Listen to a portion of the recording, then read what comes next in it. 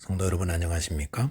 2024년 3월 1일 금요 새벽 말씀 함께 나누겠습니다. 함께 나누실 하나님 말씀은 마가복음 8장 1절에서 13절까지입니다. 본문은 예수님의 이방 지역의 사역과 갈릴리에서의 사역이 기록되어 있습니다. 본문을 통해서 믿음의 중요성에 대해서 함께 살펴보겠습니다. 첫째 묵상할 내용은 믿는 자가 기적을 누린다는 것입니다. 본문 1절과 2절에 보시면 그 무렵에 또 큰 무리가 있어 먹을 것이 없는지라 예수께서 제자들을 불러 이르시되 내가 무리를 불쌍히 여기노라 그들이 나와 함께 있은지 이미 사흘이 지났으나 먹을 것이 없도다 하였습니다. 여기서 그 무렵이란 두로와 시돈 데가볼리 지방을 지나 갈릴리 호수 동편에 주님이 이르렀을 때를 말합니다. 그곳에서 예수님은 귀먹고 말 더듬는 자를 고쳐주셨는데 큰 무리가 예수님을 따랐습니다. 그런데 예수님을 따른 지 사흘이 지났고 무리가 가져온 먹을 것들이 다 떨어졌다고 하였습니다. 이 큰 무리는 어쩌다가 먹을 것이 다 떨어졌는데도 예수님을 따르고 있는 것입니까? 그것은 예수님이 이방의 빛으로 오셔서 그들에게 전해주는 복음의 말씀과 또 능력 때문에 도무지 예수님을 떠날 수 없었다 할 수 있습니다. 복음의 빛은 이토록 강력합니다. 어둠 속에 거하던 이방 갈릴리 동편의 사람들에게 복음의 빛이 비추자 그들은 먹을 것 떨어지는 것도 상관하지 않고 주님을 따랐던 것입니다. 이것이 주님을 만난 자들의 모습입니다. 주님을 만날 때 우리의 영혼이 깨어나게 되면서 영적인 기쁨과 생명을 누리게 되는데 그 기쁨과 감격은 이 세상의 것과 비교할 수 없습니다. 그런데 이렇게 주님을 따르며 먹을 것 떨어졌어도 걱정 근심하지 않자 누가 걱정하십니까?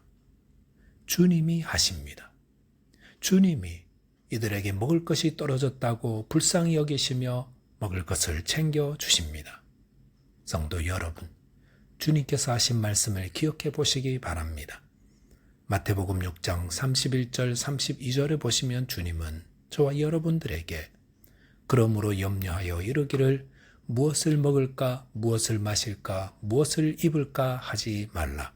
이는 다 이방인들이 구하는 것이라 너희 하늘 아버지께서 이 모든 것이 너희에게 있어야 할 줄을 아시느니라 하였습니다.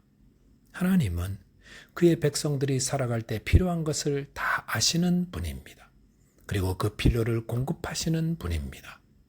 이스라엘 백성들이 출애굽하여 40년간 광야에서 생활할 때에 하나님은 만나와 메추라기를 보내어 그들을 먹이셨습니다. 지금도 하나님은 그의 백성들이 먹고 살 만나와 메추라기를 보내주시는 분입니다. 본문 3절에 보시면 만일 내가 그들을 굶겨 집으로 보내면 길에서 기진하리라 그 중에는 멀리서 온 사람들도 있느니라 하였습니다. 예수님은 만약 그들을 굶겨 집으로 보내면 길에서 기진할 것을 염려하셨습니다. 그리고 그들 가운데 멀리서 온 사람들도 있다고 하셨습니다. 예수님은 얼마나 세밀히 살피고 계십니까? 주님은 우리의 형편을 아시되 세밀히 살피시고 채우시는 분입니다. 예수를 믿는 것은 영적인 것만 있는 것이 아니라 먹고 마시고 생활하는 우리 생활의 모든 것을 다 포함하는 것입니다. 이 땅의 사람들이 일하고 노동하여 먹고 살아가는데 그것까지도 주님은 다 알고 세밀히 살피시며 그 필요를 채우시고 계십니다. 오늘 본문에서 주목할 사실은 아무도 예수님께 저희에게 먹을 것이 떨어졌으니 먹을 것을 주세요 라고 요청하지 않았다는 것입니다. 그들은 예수님을 믿고 따르고 있었습니다. 그러자 예수님이 미리 그들의 배고픔과 먹을 것 떨어졌음을 아시고 기적을 베풀어 먹이셨다는 것입니다. 누가 주님의 기적을 경험합니까? 믿는 자가 주님의 기적의 능력을 경험합니다. 주님을 신뢰하며 주님의 말씀을 따라 순종하며 인내할 때에 주님께서 기적을 베풀어 우리의 필요를 공급하시고 채워주십니다. 그러므로 성도는 주님을 신뢰해야 합니다. 그래서 예수님은 마태복음 6장 33절에서 그런 정도시는 먼저 그의 나라와 그의 의를 구하라. 그리하면 이 모든 것을 너희에게 더하시리라 하셨습니다. 저와 여러분께서 우리의 모든 필요를 아시고 채우시는 주님을 온전히 믿으심으로 기적을 경험하는 자 되시기 바라겠습니다. 둘째로 묵상할 내용은 믿지 않는 자는 심판을 받는다는 것입니다. 본문 8절, 9절, 10절에 보시면 배불리 먹고 남은 조각 7 광주리를 거두었으며 사람은 약 4천 명이었더라. 예수께서 그들을 흩어보내시고 곧 제자들과 함께 배에 오르사 달마누다 지방으로 가시니라 하였습니다. 예수님은 먹을 것이 없어 배고픈 무리에게 떡 7개와 작은 생선 2개를 나누어 주셨습니다. 그리고 그것으로 4천 명이 먹었다 했습니다. 그런 후에 예수님은 무리를 흩어보내시고 제자들과 함께 배를 타고 달마누다 지방으로 가셨습니다. 이 기적의 사건을 칠병이어 사건이라고 부르는데 본문 앞에 소개된 오병이어 사건과 조금의 차이가 있습니다. 그것은 오병이어는 유대인을 대상으로 한 기적이었고 이 칠병이어의 사건은 이방인을 대상으로 이루어졌다는 것입니다. 이것은 이방인들도 주님께서 복음으로 구원하시며 또 유대인과 동일한 기적의 능력으로 채우신다는 것입니다. 저희는 이방인들입니다.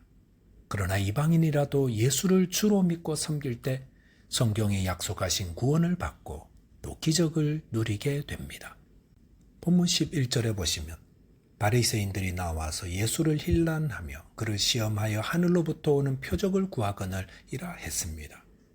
이방인 지역을 떠나 유대인들이 거주하는 갈릴리 서쪽의 달마누다 지방에 도착하시자 예수님을 맞이한 자들은 바리새인들이었습니다. 그들은 예수님을 힐난하였습니다. 바리새인들은 지난번보다 훨씬 공격적으로 예수님을 몰아붙이고 있습니다.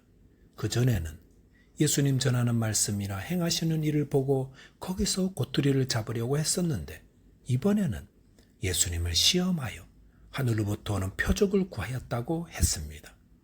그들이 이렇게 표적을 구하는 이유는 예수님을 믿기 위함이 아니라 이를 통해 예수님을 비난할 거리를 찾기 위함이었습니다. 그런데 여기서 시험했다라는 말은 사탄이 예수님을 시험할 때 사용된 단어와 동일한 것입니다.